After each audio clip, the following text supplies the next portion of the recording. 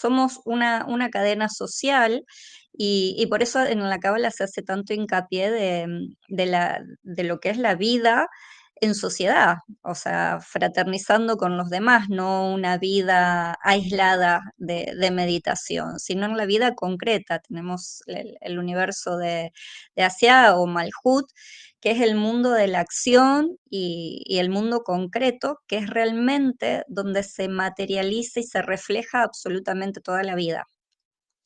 Y las reparaciones, todo el ticún del que estamos hablando, se va a terminar reflejando allí.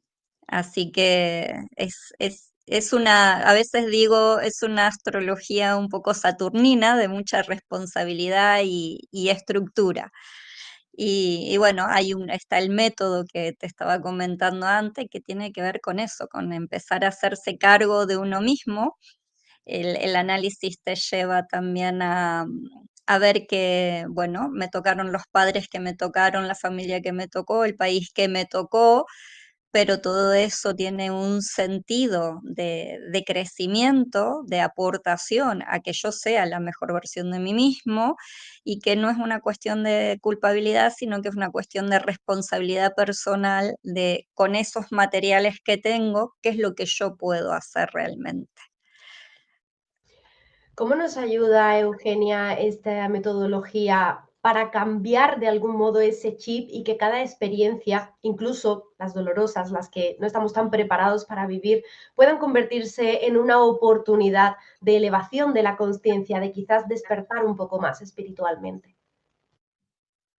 Yo creo que lo que más ayuda, o por lo menos la experiencia que tengo en consulta con la gente, es que al darse cuenta que las decisiones están en uno, o sea, por ejemplo, tenemos un conflicto de autoridad, ¿no? Entonces, nos tocan en la vida jefes autoritarios, padres autoritarios, parejas autoritarias.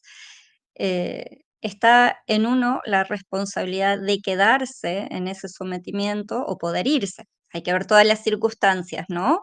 Pero es un poco, uno puede elegir de alguna manera en el libre albedrío qué toma, qué acepta de eso y qué no.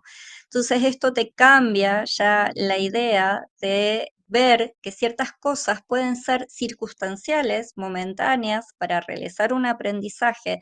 Y si tú eso dices, bueno, esto es porque me está enseñando algo, lo que tengo que buscar y lograr es el aprendizaje para poder trascenderlo, para poder superarlo, ya la mirada tiene muchísima más esperanza y es mucho más objetiva. Hay un punto muy importante que veo y destaca muchísimo en las consultas, que es el tema del deseo. Dentro de la cábala decimos que el deseo es el fundamento del universo, porque si Dios no hubiese deseado crearnos, no existiríamos. Entonces, hay un conflicto bastante grande, yo creo que debe ser algo muy actual, ¿no? Por lo menos en estos últimos 10 años que yo me dedico a esto, lo veo muchísimo, que estamos desconectados con el deseo más profundo de lo que queremos hacer. Nos pueden gustar muchas cosas, nos podemos mover por necesidades o por cuestiones sociales, pero a veces esa sensación de vacío interior, algunas veces el tejón, la crisis existencial, pero muchas veces es por no conectar realmente con lo que deseamos hacer en esta vida.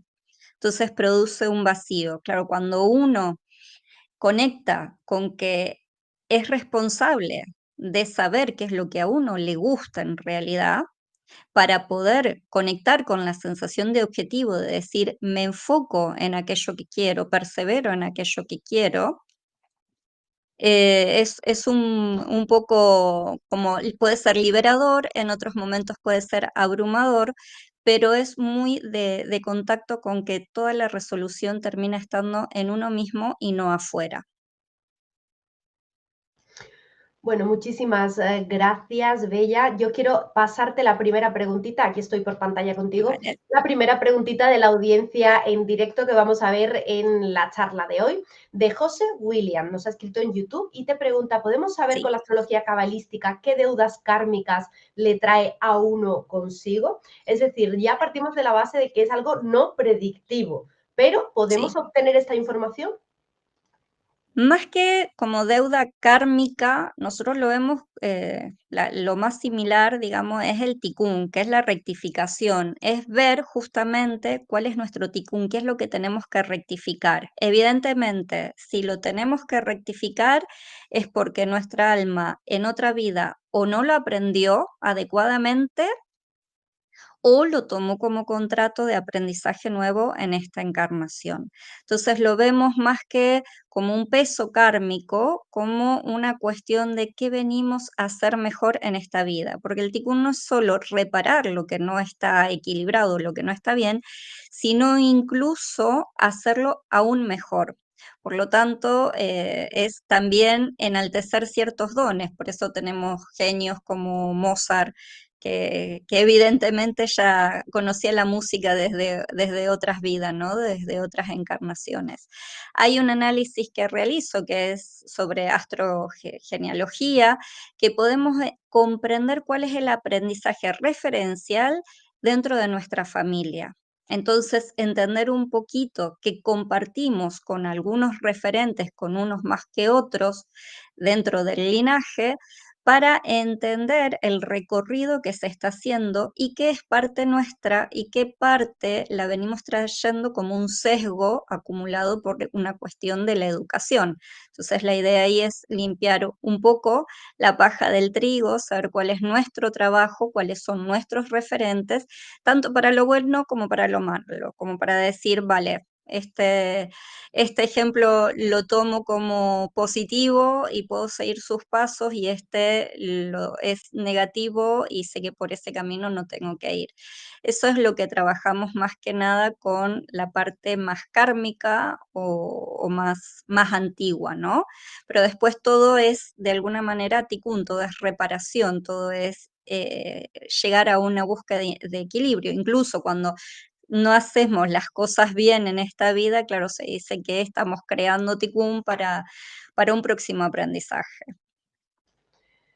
Bueno, me viene súper bien esta pregunta que hizo nuestro compañero José William, porque la siguiente pregunta yo creo que enlaza perfecto, ¿no? Para poder entender esto que estábamos comentando de la parte kármica o de esa enseñanza que podemos tener. Dentro de las enseñanzas cabalísticas que están detrás del viaje del Lej Leja, ¿cómo se refleja en en nuestro propio camino espiritual estas enseñanzas?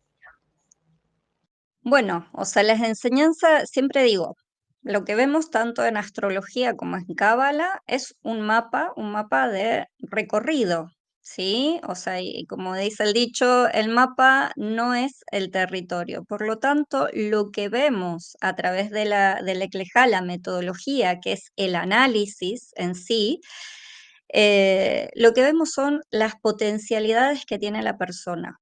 ¿Cuál sería el punto virtuoso o la mejor versión en cada uno de los ámbitos que tiene activo?